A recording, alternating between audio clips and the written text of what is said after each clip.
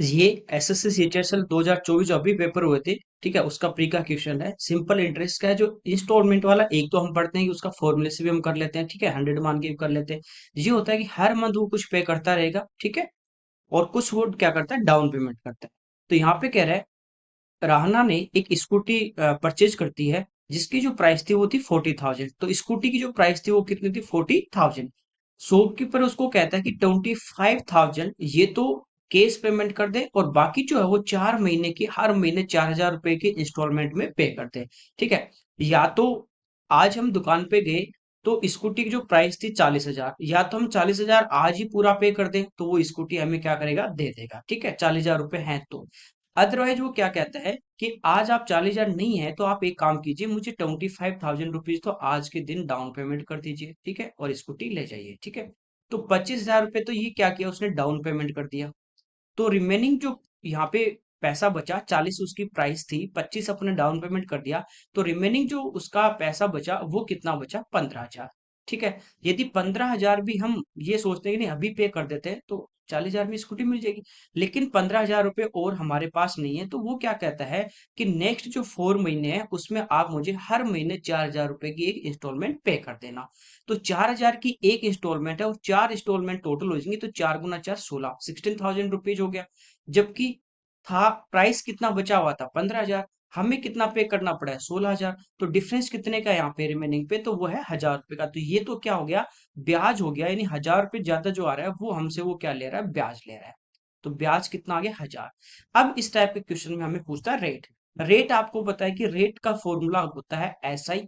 ठीक है, एकदम सिंपल है, अपॉन प्रिंसिपल और इनटू टाइम। तो ऐसा ही यहाँ से आ गया 100। प्रिंसिपल हमें फाइंड आउट यहाँ पे करना होता है। ठीक है, अब प्रिंसिपल देखिए, सिंपल सा समझिए आप, इसमें कुछ भी नहीं है ऐसा फॉर्मूला वगैरह। 25 आपने पे कर दिया था, उसी दिन पे कर दिया जब आप स्कूटी लेके आ रहे हो। तो और अगली जो इंस्टॉलमेंट दोगे, जैसे आज हमने परचेज की मान लीजिए 1 तारीख को, अब हम क्या करेंगे, आज डाउन पेमेंट कर दिया, हम पहली जो इंस्टॉलमेंट होगी वो कब देंगे, इस महीने के, 1 महीना पूरा होते इस महीने के लास्ट में देंगे। ठीक है, तो बचा हुआ अमाउंट कितना, 15,000। तो ब्याज जो लगेगा 1 महीने वो किस पे लगेगा, 15,000 पे लगेगा। ठीक है, फिर हम 1 महीने बाद गए, 4,000 हमने पे कर दिया, तो बचा हुआ पैसा कितना, 11,000। तो अब 11,000 पे ब्याज लगेगा।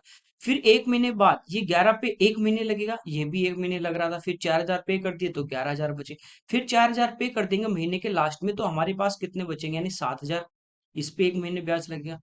फिर वापस हम गए 1 महीने बाद और चौथी इंस्टॉलमेंट 4,000 और पे कर दी, तो यहाँ पे कितना बचा, 3,000। इस पे भी 1 महीने ब्याज लगेगा। इन सभी को प्लस कर लेंगे यहाँ पे, क्योंकि 15,000 पे भी 1 महीने ब्याज है, 11,000 पे भी 1 महीने ब्याज है, 7,000 पे भी 1 महीने, और 3,000 पे भी 1 महीने। यानी हम ये कह सकते हैं टोटल जो भी ये आ रहा है इस पे 1 महीने का ब्याज होगा। ठीक है, तो इन सबको हम प्लस कर लेते हैं, 7 3 10, और 15 25, और 11 36। यानी टोटल जो हमारा यहाँ से पैसा आ गया वो आ गया 36,000।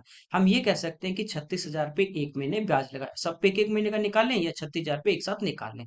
तो इस टाइप से ही हम क्या करते हैं, प्रिंसिपल इजीली यहाँ से फाइंड आउट कर लेते हैं। ठीक है, अब यहाँ पे पुट कर दीजिए, तो 1,000 रुपये ब्याज था, मल्टीप्लाई बाई 100, यहाँ पे प्रिंसिपल आ जाता है हमारे पास 36,000। ठीक है, इनटू टाइम, टाइम यहाँ पे कितना है, पूरे पे 1 महीने का।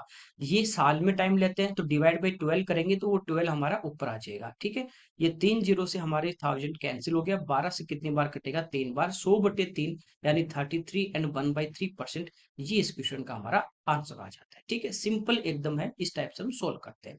तो यहाँ पे अप्रोक्स में आ जाएगा कितना, 33%, ये इस क्वेश्चन का आंसर। ओके।